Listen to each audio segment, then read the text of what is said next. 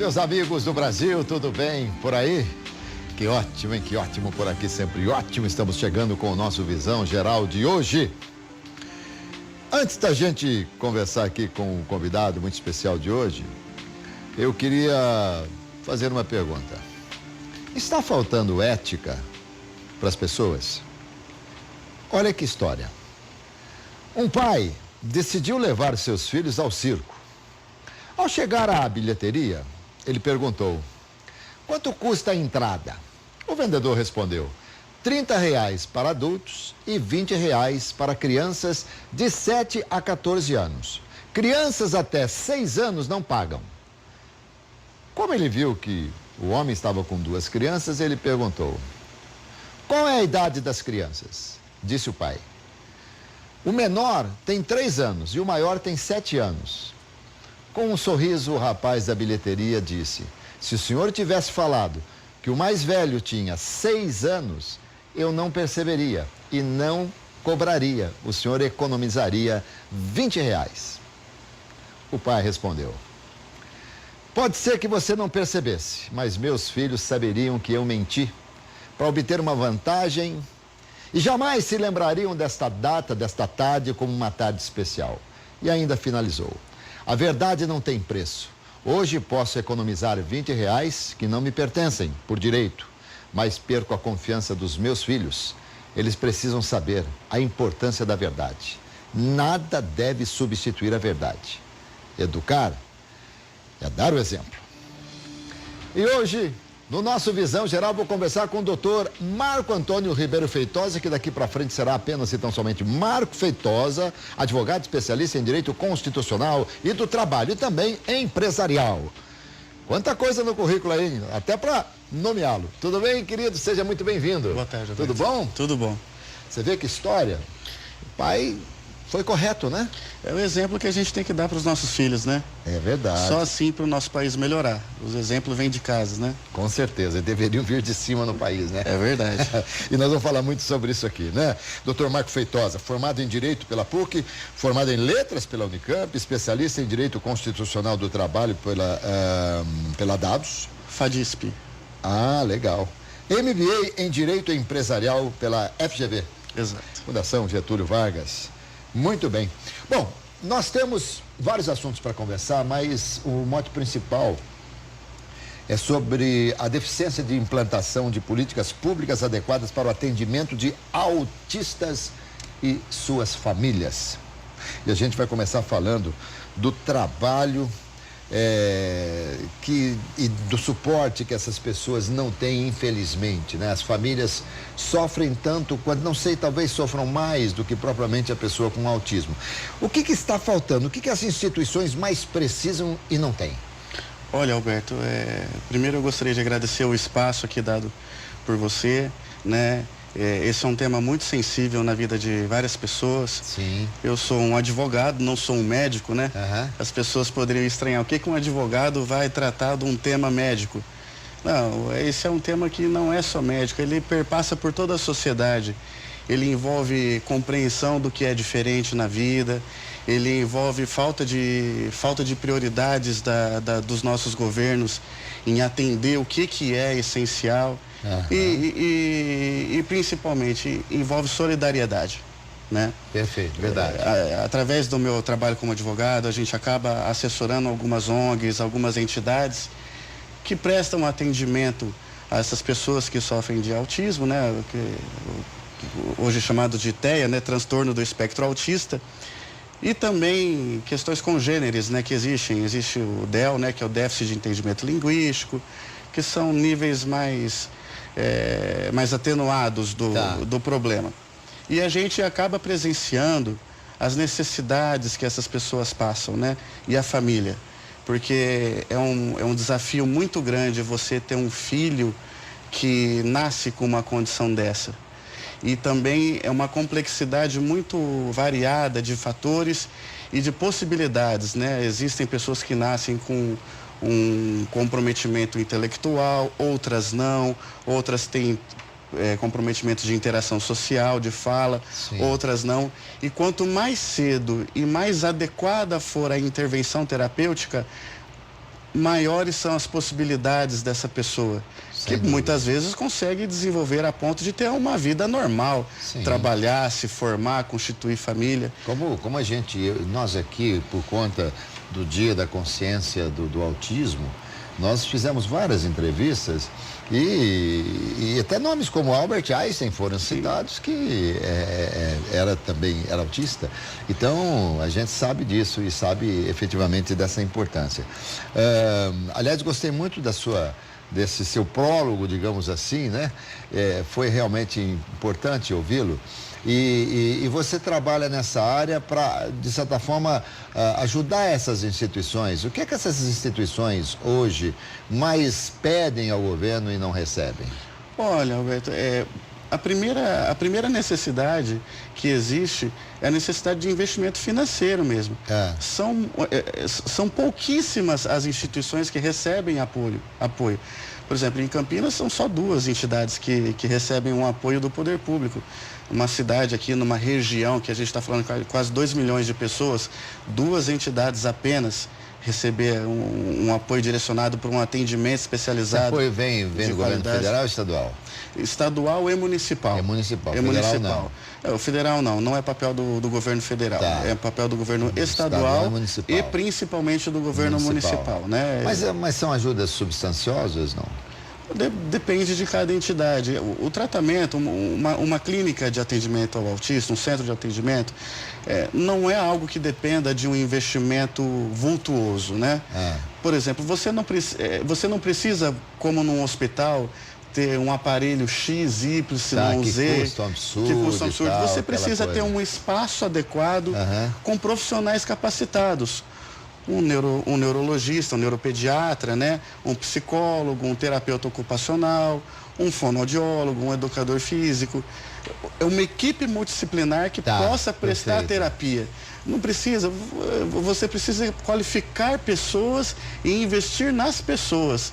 Que esse é o principal investimento e é o que faz com que o centro tenha condições de prestar o serviço adequado. E há leis que digamos assim, dão proteção a essas instituições, e se há essas leis, elas são cumpridas? Existe no nosso país a Lei 12.764 de 2012, né, que é a lei que instituiu o Plano Nacional de Proteção aos Direitos do Portador do Transtorno do Espectro Autista, que define como prioridade básica da saúde, da educação em nosso país, o atendimento dessas pessoas. Mas, como muita coisa em nosso país, né, fica no papel em boa parte. Verdade. Ela é muito boa, ela estabelece diretrizes, porém na prática, por uma questão de restrição orçamentária, por uma questão de escolha de outras prioridades, Mas né? isso não é passível, por exemplo, de você entrar na justiça? É sim. E nisso a gente, né, por exemplo, no nosso escritório a gente tem um departamento de advocacia pro bono, né, que a gente fala, que é uma advocacia voltada para atendimento de questões sociais, que a gente busca dar encaminhamento para esse tipo de situação, né? Recentemente, vou te dar um exemplo, a Prefeitura de São Paulo, no começo desse ano, cortou o convênio com as escolas municipais que faziam atendimento. Muitas pessoas que tiveram que entrar na justiça para garantir o direito de matricular os filhos na escola adequada. Porque, veja, não basta você ter direito a matricular na escola, isso é direito básico. É preciso ter, a escola precisa estar preparada, não é verdade? Exatamente, precisa estar a criança, né? A escola precisa estar adaptada, ter um monitoramento, ter as pessoas, um monitor. Perfeito. Muitas vezes a escola precisa não só de monitor, mas precisa de adaptação, um banheiro adequado, né? Uma cadeira específica. Existem crianças que têm dificuldade de ficar sentada, né? E tem todo um trabalho de criação de um ambiente adequado para aquele atendimento. Não é só chegar e colocar em qualquer lugar. Agora, deixa eu perguntar uma coisa aqui, me perdoe aqui a ignorância, não sei como é que a coisa é feita. Uma criança, você fala TEA, né? TEA, transtorno do espectro autista. Transtorno do espectro autista. Uma pessoa que tem o autismo, ela pela lei, ela deve ser abrigada na mesma sala de aula que as outras pessoas. É isso normal? Sim. Agora, a evolução, o rendimento por vezes é mais retardada um bocadinho, demora um bocadinho mais. E isso faz com que a criança, se não atingir as médias normais, também seja reprovada. É isso sim que funciona? Essa é uma questão muito polêmica que existe na discussão sobre o assunto, né? A questão da inclusão. Isso. Né? A questão da inclusão do autista no ambiente escolar. Não só do autista, mas de qualquer criança que possua algum tipo de deficiência. Perfeito. Há argumentos válidos para todas as correntes que a gente vai defender, né? Eu vou falar o que eu entendo pessoalmente, respeitando as divergências. Com certeza. Eu entendo que uma inclusão que se paute pura e simplesmente em colocar no mesmo ambiente a criança autista das crianças que não são autistas, ela não é uma inclusão verdadeira. Ela gera um problema de relacionamento, né? Porque falta conscientização das crianças, que são crianças de 3, 4, 6 anos, elas não têm maturidade emocional muitas vezes para entender a diferença que aquele coleguinha possui. Sim. Né? E por outro lado, aquele coleguinha, ao invés de ser acolhido muitas vezes com carinho, com o amor necessário, com a compreensão, acaba sendo vítima de bullying, de chacota, né? Agora, de piada. Mas a inclusão hoje é feita dessa forma? É feita dessa forma. Alguns lugares conseguem desenvolver um trabalho de conscientização dos alunos e de qualificação dos professores para gerar uma intervenção nessa convivência, né? Que aí sim já passa a ser uma inclusão positiva. Uma inclusão onde há a conscientização de todas as pessoas que participam desse processo. Não basta simplesmente você jogar junto no mesmo, colocar junto no mesmo ambiente. Você tem que gerar toda uma conscientização das pessoas envolvidas. Um aspecto muito importante que eu tenho presenciado nas escolas e que muita gente reclama é que hoje houve uma separação de atendimento do espaço pedagógico e do espaço de atendimento das terapias, das intervenções voltadas para a saúde da criança autista. Muitas vezes, para as crianças que vêm de famílias menos favorecidas, isso é um grave problema. Por quê? Você tem a necessidade de levar a criança na escola. Isso já é uma questão difícil, às vezes são crianças que para entrar num carro têm dificuldade. Ok, muitas vezes o poder público disponibiliza esse transporte, porém, o fato dos atendimentos terapêuticos não serem realizados nesse local, por exemplo, um atendimento com um fonoaudiólogo, com um psicólogo, com um terapeuta ocupacional, ser realizado em outro ambiente, em outro lugar, normalmente nos CAPs, né? Nos CAPs de atendimento psicossocial, faz com que, na prática, essas crianças não vão a esse segundo atendimento. Entendi. O certo seria estar tudo no mesmo conglomerado. Porque essas crianças, elas têm dificuldade de sair de rotina. Mas tudo que foge da rotina delas, para eles, é um transtorno, é uma dificuldade. Mas é meio utópico a gente pensar nisso no Brasil? Não é utópico. Em muitos lugares era assim. Um atendimento junto, onde ocorriam o centro de atendimento, o atendimento psicopedagógico junto com o atendimento de saúde, com as terapias. Agora, por conta de uma implementação dessas políticas de criação do CAPS, esse atendimento foi separado. E, na prática, uma ideia que é boa de você criar um atendimento específico, na prática não tem funcionado bem. A gente falou alguma coisa aí sobre as dificuldades, as necessidades, né? Das pessoas, das famílias, e tem muita gente, sobretudo o homem, né? Porque acomete mais o homem, menos a mulher. Sim. Tem muita gente com autismo, né? Nascem muitas crianças com autismo.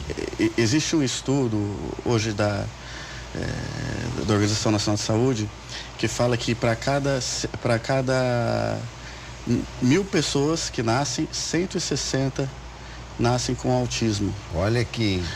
Hoje tem mais crianças com autismo diagnosticada do que com diabetes. É uma coisa assim gravíssima e não se sabe ainda, a medicina não tem a resposta de quais os motivos que levam a isso.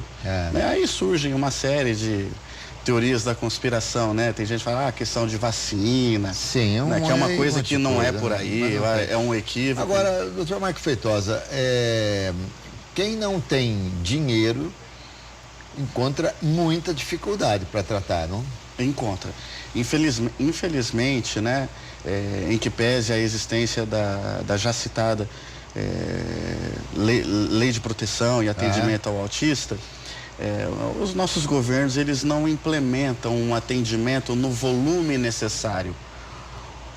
Posso te dizer com certeza que o atendimento que existe, ele é bem feito, em regra. Tá. As entidades que fazem, principalmente as entidades conveniadas, o fazem de uma maneira muito bem feita, só que elas atendem um número ínfimo de muito pessoas. pequeno. Exato. E o SUS, você está falando via SUS? Não, via convênio. Entidades assistenciais, ONGs que se cadastram perante o poder público para atender. E o SUS? O SUS oferece atendimento também, né, nos hospitais especializados, que são muito poucos, são raros, porém temos um problema sério, né? Falta até médico para atender esse tipo de questão, porque a tabela que o SUS paga, né, para esse tipo de atendimento, que é um atendimento clínico, médico nenhum vai se dispor a trabalhar com isso. É um problema que não é só decorrente desse tipo de situação, do autismo, mas que toda a medicina pública sofre, que é a defasagem, né? E também a falta de correspondência com a realidade dos valores pagos pelo SUS, né? Até por estar atuando nessa área, com certeza você tem muito contato com famílias, né? Que lutam aí, que levam as crianças e tal. A família, ela sofre mais do que propriamente a criança? Sofre, essa é uma questão, assim, até dramática. E normalmente as famílias não têm atendimento algum para ela, para um pai, para uma mãe. A gente vê muitas famílias... Você fala atendimento, você fala da área... Psicológico. Isso, da área psicológico, mas também psicológico. Tá. É corriqueiro os pais ficarem com depressão, né? É normal, a gente presencia muitas vezes as famílias que deveriam se unir, né, para enfrentar um desafio tão grande como esse. Muitas vezes as famílias se despedaçam. O pai vai embora, some porque ele não tem uma maturidade, uma condição emocional de lidar com aquilo, e a mãe, coitada, fica abandonada com a situação, passa a renunciar a todas as questões individuais dela. Tem uma entidade que às vezes eu frequento lá, vou dar um apoio, um auxílio, que olha uma simples ação que eles fazem. Eles pegam as mães dos alunos e chamam lá um sábado: vem aqui cortar o seu cabelo, para você ter de volta um mínimo de vaidade. Autoestima, porque são pessoas que muitas vezes se entregam, se dedicam totalmente. Só que por dentro estão despedaçadas emocionalmente. Sim. E precisam desse suporte, precisam desse acolhimento, desse carinho, entendeu? E quem tem que prestar conta disso? Quem tem que dar esse suporte? Olha, a sociedade como um todo, mas também o governo precisa prover um atendimento social, psicológico para essas pessoas. É fundamental, e isso não é feito. Nossa, não é fácil não, né? Não é fácil. E a gente se lamenta. Você não é médico, sabe, doutor? Mas não, é bom frisar. É bom frisar, né? Mas eu já entrevistei alguns médicos nesse segmento, pessoas ligadas também, são terapeutas, né, que cuidam disso. Quando se tem uma criança com autismo na família, não significa que a outra criança tem mais chance de ter autismo do que não, se tiveram 2 filhos, por exemplo. Olha, existem estudos, né? A pesquisa científica sobre as causas que geram o autismo, ela ainda é muito incipiente, ela tá nascendo ainda, não há dados sobre isso, mas que provém de questões genéticas. E que há chance sim de ter. Porém, não é uma coisa que, porque eu tive um, necessariamente eu vou ter outro. Os dados ainda não são consolidados o suficiente para afirmar isso. Bom, vamos falar de corrupção um pouquinho? Nossa. Vamos. Nós saímos de um assunto extremamente relevante, Sim, né? eu agradeço a oportunidade de poder falar. Aqui, a gente está sempre aqui à disposição. E agora vamos falar de um assunto que é deplorável, que é repugnante, que é corrupção. Que, aliás, por conta de muita corrupção também, é que não se dá tanta atenção às causas, às coisas que precisam ter atenção efetiva do governo, né? É verdade. Se você for parar para pensar, o orçamento, né, o dinheiro público que o nosso país arrecada, e é bastante, a gente que paga imposto, né, no nosso bolso dói. Dói. Né? Nós trabalhamos aí quase 4 meses por ano para pagar os impostos. Só para pagar impostos, né? E a gente vê que falta saúde, falta educação, falta segurança, né? E para onde esse dinheiro está indo, né? Tem um levantamento da Transparência Internacional de 2016, olha o absurdo, que fala que no nosso país até 40% do PIB é desviado em corrupção. Que isso? Imagina você pegar, você que ganha R$1.000, é como se você ganhasse 1.400 se não existisse corrupção no seu país. Imagina se você não ganhasse, Roberto, 40% a mais do que você ganha, estaria bom na sua vida? Eu já não estaria devendo em banco, né? Estaria dando uma melhoradinha, com toda certeza. Bom, corrupção é algo assim, sistêmico, é algo, faz parte do DNA, nós estamos falando de Brasil. É algo assim, é lamentável, ou ela pode ser banida, ela pode ser erradicada? Não, olha, se tem uma coisa que me deixa assim, pessoalmente, muito contrariado, até irritado, é quando fala que a corrupção no Brasil é cultural. Então você desculpa, deixa eu ser Não, agora. você pega uma aguinha com açúcar para ele, pelo amor de Deus. Não é você. O brasileiro não é corrupto. O brasileiro não é corrupto. Uma parcela da sociedade que, pautada em malandragem, em maus valores, busca tirar vantagem e, obviamente, acaba buscando muita abertura na política, né? Infelizmente, tem muita gente boa, nosso país é feito de trabalhadores, pessoas honestas. Se não fosse assim, a gente não funcionaria enquanto sociedade, né? O povo nosso é tão bom, tão bom, que mesmo tendo os governantes que temos, a gente ainda consegue ser um país bom de se viver. A gente consegue ir à frente. Exato. O que eu tenho sentido no povo brasileiro, doutor, é o seguinte: nós estamos precisando dar espaço para solidariedade. Eu não tenho sentido muita solidariedade no povo brasileiro, aliás, por medo até, por medo.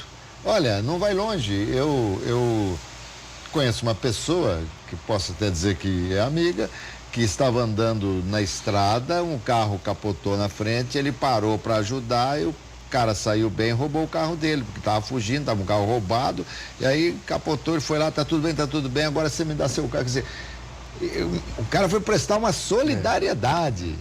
Então, por medo, talvez, nós não estejamos mais assim. A gente vive, né, um clima de muita insegurança no nosso país, né?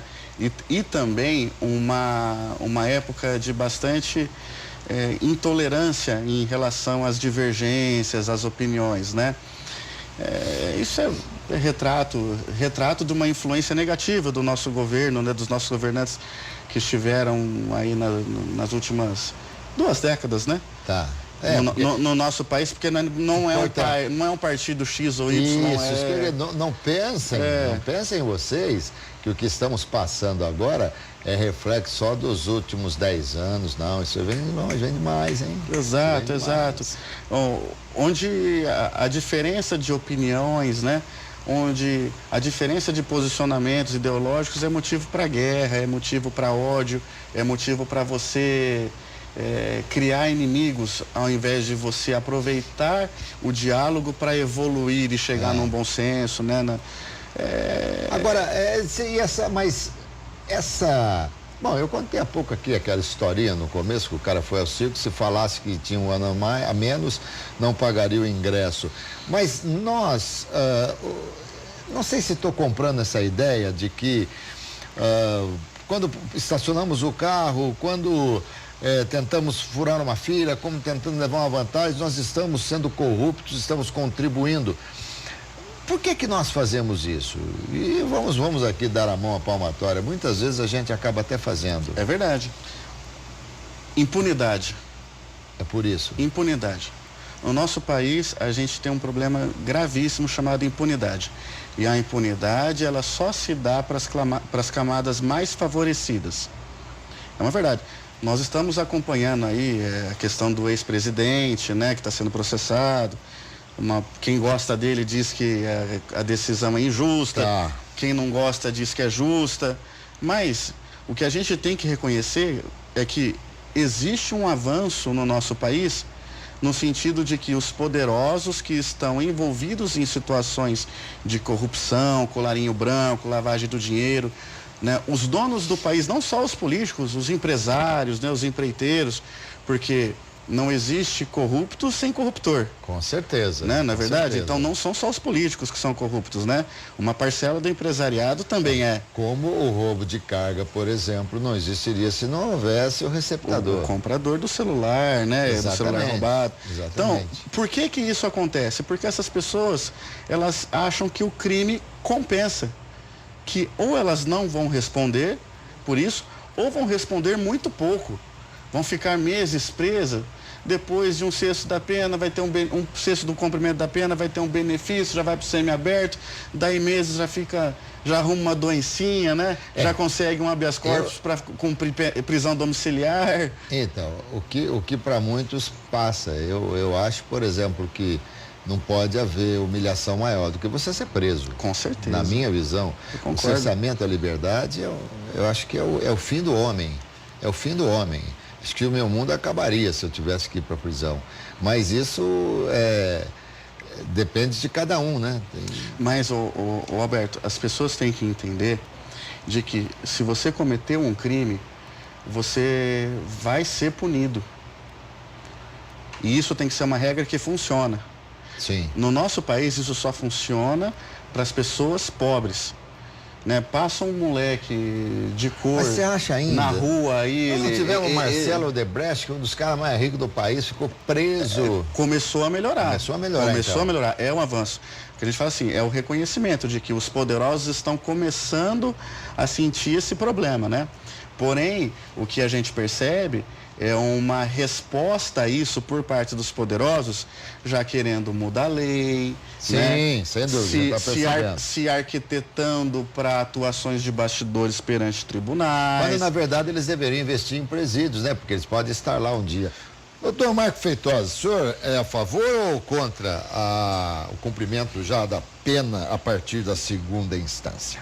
Eu sou a favor. A favor? Eu acho que isso é uma medida fundamental para que a impunidade não se assuma como regra no nosso país. Conforme a gente estava falando no bloco anterior a questão da impunidade, né? Hoje quem tem um bom advogado que saiba manusear os recursos existentes no nosso país, ele dificilmente vai preso. Porque se for defendida essa possibilidade de não ser preso sem o trânsito em julgado, né? Porque os recursos são inacabáveis.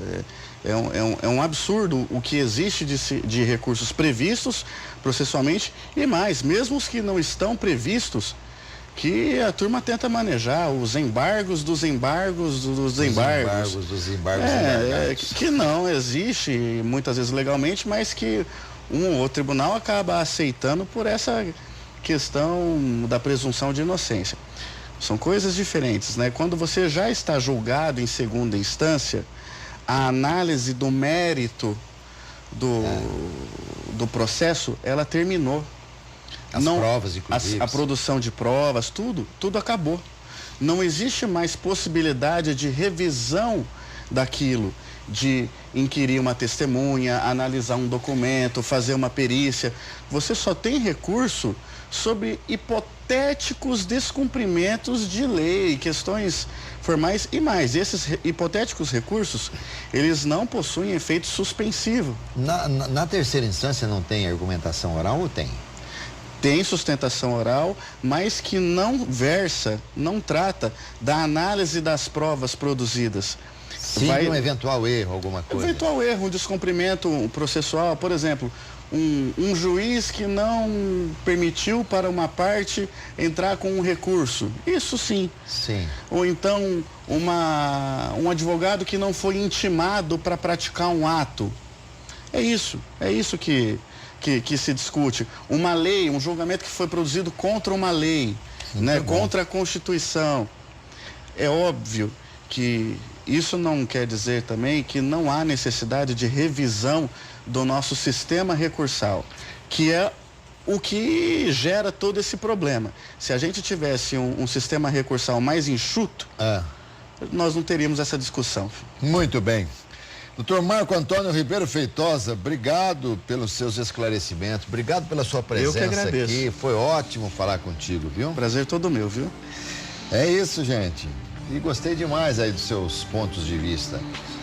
Falei aqui com o doutor Marco Antônio Ribeiro Feitosa, advogado, e eu tenho certeza que vocês gostaram da entrevista, porque eu gostei muito. E não se esqueçam que eu volto à noite com o RF Esporte Clube, tá bom?